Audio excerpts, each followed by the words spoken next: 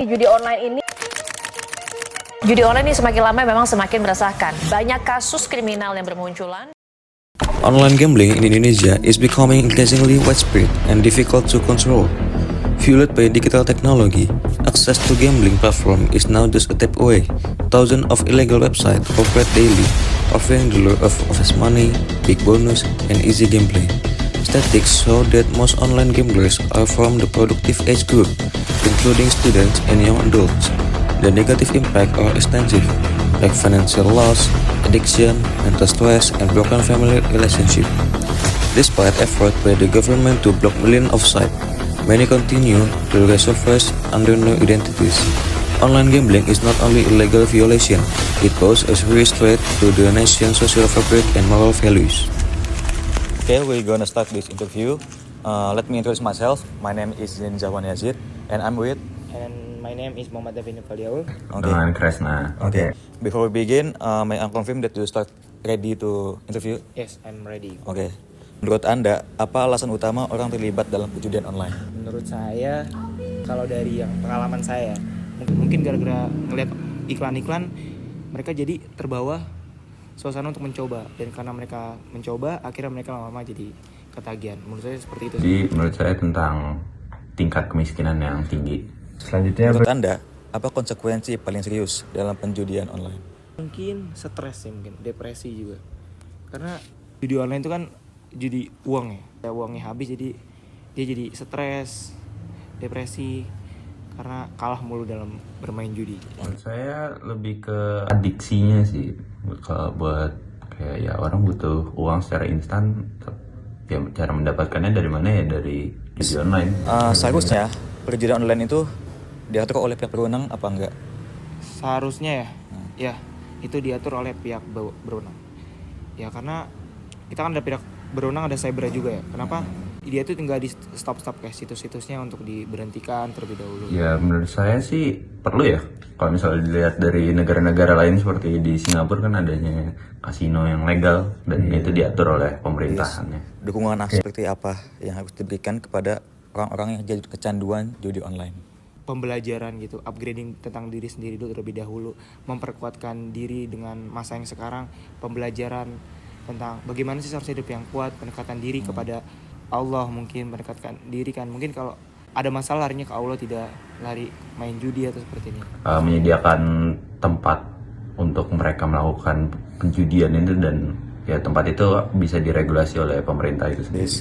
Dalam ekonomi Islam, mengapa uang yang diperoleh dari berjudi dianggap tidak boleh? Setahu saya juga nih ya, karena saya juga nggak terlalu tahu agama juga, semua uang itu kan harus dihasilkan secara halal. Bahkan di Islam aja bunga itu kan dilarang ya. Dan sama aja seperti judi. Judi itu kan kayak kita naruh taruhan. Taruhan itu kan nggak boleh. Kita naruh taruhan misal 50.000, kemudian kita main, habis itu uangnya bisa dikali lipat, bahkan 2 sampai 3 lebih kali lipat. Itu kan sama aja uang yang haram kan. Kita uang dapat dari mana tuh? Hanya dengan tebak-tebakan doang, tanpa kerja keras atau tanpa apa, dengan tebak-tebakan. Jadi itu dibilang. Kalau menurut saya Islam memang judi itu sangat haram ya, yang hukumnya itu sangat dosanya sangat besar. Mengapa judi online dianggap berbahaya dalam ajaran Islam, apalagi dalam perspektif ekonomi Islam? Oke. Kalau menurut pribadi saya sendiri, mungkin yang pertama itu merusak akhlak dan mental masyarakat. Jadi judi ini bisa mendorong pola pikir masyarakat agar kepikiran untuk cepat kaya gitu, tanpa harus bekerja keras. Jadi ini tuh pertentangan dengan nilai-nilai Islam yang mendorong usaha, kerja keras atau ikhtiar dan tawakal. Kemudian juga bisa mengandung yang namanya unsur goror dan tidak produktif. Jadi dari sudut pandang ekonomi Islam, judi itu merusak akhlak, menghancurkan ekonomi pribadi dan masyarakat, serta bertentangan dengan prinsip keadilan, produktivitas dan rezeki yang halal. Dan oleh karena itu, jauhilah judi adalah bagian dari menjaga diri dan kehidupan sesuai dengan ajaran agama Islam. Seperti itu. Ya karena Islam ini mengajarkan untuk berusaha untuk bekerja keras dalam mendapatkan upah atau mendapatkan uang. Kita harus mencari rezeki bukan dari cara yang untung-untungan melalui judi ini. Maybe that of our interview. Thank you. The conclusion of all that questions that we ask is, number one, reasons behind online gambling. Many individuals are down of online gambling due to the allure of big money, the excitement of taking, social influence, and easy access to digital platform. These factors combine to make gambling more appealing, especially among younger generation. The second, the rise of impact of online gambling. In recent years, online gambling has become increasingly widespread.